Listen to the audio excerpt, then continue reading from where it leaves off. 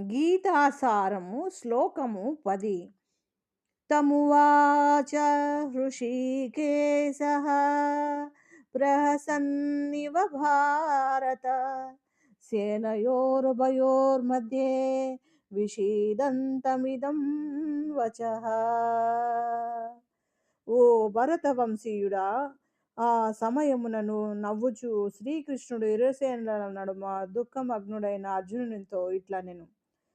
హృషీకేశుడు మరియు గుడాకేశుడు అను ఇరువురు సన్నిహిత మిత్రుల మధ్య సంభాషణము జరుగుచుండెను.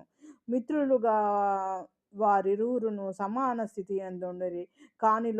కాని వారిలో ఒకరు స్వచ్ఛందముగా మరొకరికి శిష్యుడయ్యెను. మిత్రుడు శిష్యునిగా మారగోరినందున శ్రీకృష్ణుడు నవ్వుచుండెను. అతడు సదా తన ఉన్నత స్థానమునందే నిలిచియుండును.